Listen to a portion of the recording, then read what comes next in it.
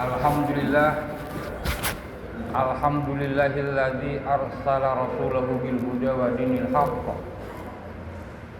liyudhhirahu 'ala dini kullihi wa kafaa billahi shahida. Asyhadu an la ilaha illallah wahdahu la syarikalah wa asyhadu anna Muhammadan 'abduhu wa rasuluhu la nabiyya ba'dah. Allahumma shalli 'ala Muhammad wa 'ala ali Muhammad kama shallaita 'ala Ibrahim wa 'ala ali Ibrahim. Qala Allah Ta'ala fil Qur'anil Karim, a'udzu billahi minasyaitonir rajim. Bismillahirrahmanirrahim. Ya ayyuhalladzina amanu taqullaha haqqa tuqatih wa la tamutunna illa wa antum muslimun. Wa qala Nabi sallallahu alaihi wasallam, ittaqillaha haitsu ma kunta wa aqbi sayyatal hasanata tamhuha wa khaliqin nas bi khuluqin hasanin. Amma ba'd. Ma'asyiral muslimin rahimakumullah, usikum wa iyaya bitaqwallah faqad fazal muttaqun. Hadirin jamaah salat Jumat rahimakumullah, dalam pesan takwa, wasiat takwa khutbah kali ini khatib akan sampaikan riwayat singkat dari Imam Ghazali dalam kitabnya Mukasyafah Al-Qulub atau Mukasyafatul Qulub. Kisah tentang atau riwayat tentang dialog Allah dan Nabi Musa. Nabi Musa bertanya tentang amalan atau amal baik, amal soleh, amal ibadah yang paling dicintai, paling disukai oleh Allah Subhanahu wa Ta'ala. Jadi Nabi Musa kepo. Maka diriwayatkan Nabi Musa alaihissalam bertanya, "Ya Allah," atau "Wahai Allah, amalan apa yang paling engkau sukai dariku? Apakah salatku?" Tanya Nabi Musa. Allah menjawab, "Bukan. Karena salatmu hanya untuk dirimu dan salat bisa mencegahmu dari perbuatan keji dan munkar. Inna sholata tanha 'anil fahsya'i wal munkar." Demikian dalam Al-Qur'an. Jadi bukan salat. Karena salat untuk diri sendiri, untuk dirimu sendiri, kata Allah. Nabi Musa bertanya lagi, "Apakah amal yang engkau sukai itu adalah zikirku?" Allah pun menjawab, "Bukan juga. Karena zikir, mengingat Allah, mengingatku, kata Allah, itu juga untuk dirimu sendiri. Dan zikir itu bisa membuat hatimu tenang. Ala bizikrillah tatmainnul qulub." Penasaran Nabi Musa, bertanya lagi yang ketiga kalinya, "Apakah puasaku, ya Allah, amalan yang paling kau sukai?" Allah pun menjawab, "Bukan juga. Karena puasa itu sama seperti sholat dan zikir, itu untuk dirimu. Sholat bisa melatih dirimu untuk mengendalikan hawa nafsu." Nabi Musa menyerah tentu saja dengan pertanyaan terakhir, "Kalau begitu, apa amalan yang paling engkau sukai? Kalau bukan sholat, kalau bukan zikir, kalau bukan puasa dan sejenisnya, apa amalan yang paling engkau sukai, ya Allah?" Allah menjawab, "Sedekah. Karena sedekah membahagiakan orang lain. Sedekah memasukkan kebahagiaan pada diri orang lain." Jadi ma'asyiral muslimin rahimakumullah, dalam dialog ini intisarinya adalah amalan yang paling disukai oleh Allah adalah membahagiakan sesama muslim, membahagiakan sesama mukmin. Istilahnya memasukkan kesenangan, kebahagiaan, kegembiraan ke dalam hati seorang mukmin, antara lain sedekah. Dengan demikian, ma'asyiral muslimin rahimakumullah, para ulama pun memberikan tafsiran, penjelasan. Jadi amalan yang paling Allah sukai itu adalah ibadah sosial, ibadah ghair mahdhah. Dalam ibadah kan kita ada dua jenis secara global. Ada ibadah mahdhah, ibadah murni, hablum minallah, seperti sholat, zakat, puasa, haji, zikir. Dan ada ibadah ghair mahdhah, ibadah yang tidak murni, ibadah sosial disebutnya. Ada kesalehan individual, hablum minallah, ada kesalehan sosial, hablum minan nas. Jadi amalan yang paling Allah sukai dalam riwayat ini adalah membahagiakan hati orang lain, menyenangkan orang lain, membuat orang lain bahagia.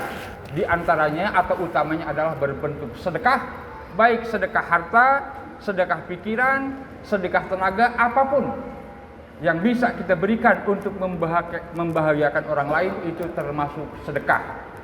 Para ulama kemudian menambahkan sebaliknya, amalan yang dimurkai oleh Allah, yang paling dimurkai oleh Allah adalah nyusahin orang lain, membuat orang susah, membuat orang berisik dengan teloletnya, membuat orang berisik, susah, terganggu dengan knalpot bisingnya. Dan siapapun yang bisa menghentikan telolet itu, menghentikan balap liar itu, menghentikan kebisingan knalpot bising yang laknatullah itu, maka itu akan membahagiakan orang lain, membahagiakan warga komplek Gria Cempaka Arum. Lakukanlah semampu kita, dengan lisan kita, dengan tangan kita, dengan pemikiran, dengan tenaga.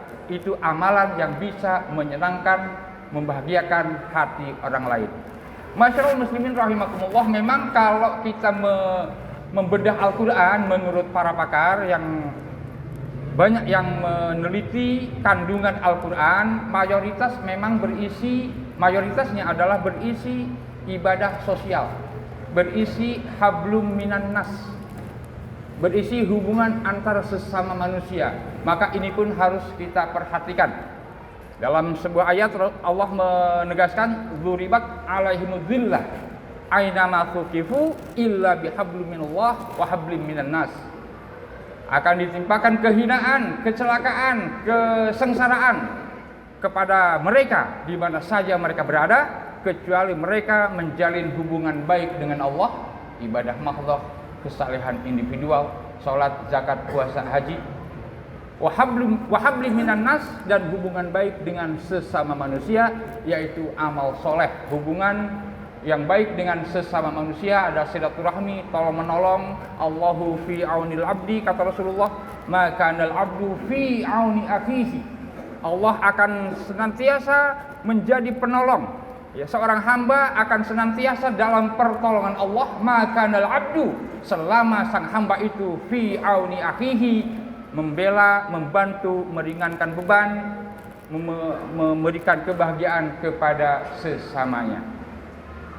Kemudian satu lagi, ketika Allah menjelaskan dalam salah satu ayat, Allah menjelaskan ciri-ciri orang bertakwa. Al-Jannah itu uiddat lil muttaqin. Allah menjelaskan alladzina yunfiquna fis-sarra'i wad-dharra wal 'afina 'anil nas wal kadhiminal ghaidha wal 'afina 'anil nas. Ciri pertama, kata Allah, orang yang benar-benar bertakwa yang nanti akan masuk surga, bukan ibadah mahdhah yang didahulukan oleh Allah, tetapi yang didahulukan adalah yunfiquna, orang yang gemar sedekah, berinfak, membantu orang lain bisarra wad-dharra, baik dalam keadaan lapang maupun sempit. Ditambahkan lagi wal kadhiminal ghaidha, menahan diri dari amarahnya, menahan amarahnya. Kita akan senang kalau melihat ada orang yang bisa menahan amarahnya. Kita selalu bilang sabar-sabar, orang itu sabar, kita senang. Wal 'afina 'anil nas, dan memaafkan kesalahan manusia. Kita akan senang kalau ada orang lain memaafkan kita. Orang yang dimaafkan pasti senang. Itulah memasukkan kebahagiaan kepada hati seorang mukmin.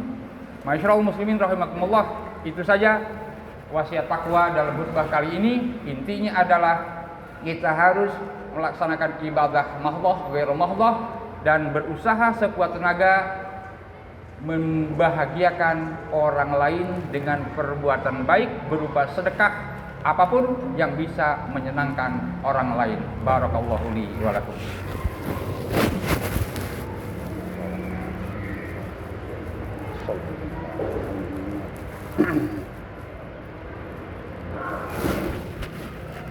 Alhamdulillahi wahdahu wassalatu wassalamu ala rasulillah wa ala alihi wa ashabihi wa mawala. Qala Allah Ta'ala fil Qur'anil Karim, innallaha wa malaikatahu yusholluna 'alan nabi ya ayyuhalladzina amanu shallu 'alaihi wa sallimu taslima. Masyaallah muslimin rahimakumullah, kita tutup khutbah ini dengan doa. Semoga Allah memberikan kita kekuatan memberikan kita taufik hidayah untuk tetap dalam keimanan, dalam keislaman, dan bisa berbuat baik kepada sesama, khususnya sedekah atau menyenangkan hati sesama mukmin, karena itu amalan yang paling disukai oleh Allah dalam riwayat dialog Nabi Musa dengan Allah tadi. Allahumma salli ala Muhammad wa ala ali Muhammad kama sallaita ala Ibrahim wa ala ali Ibrahim fil alamin innaka Hamidum Majid. Allahumma ighfir lil mu'minina wal mu'minat wal muslimina wal muslimat al ahya'i minhum wal amwat. Allahumma arinal haqqa haqqan warzuqna ittiba'ah wa arinal batila batila warzuqna ijtinabah. Rabbana zalamna anfusana wa illam taghfir lana wa tarhamna lanakunanna minal khasirin. Rabbana atina fid dunya hasanah wa fil akhirati hasanah wa qina azabannar. Amin ya Allah ya rabbal alamin. Aqimus shalah. Wassalamualaikum warahmatullahi wabarakatuh.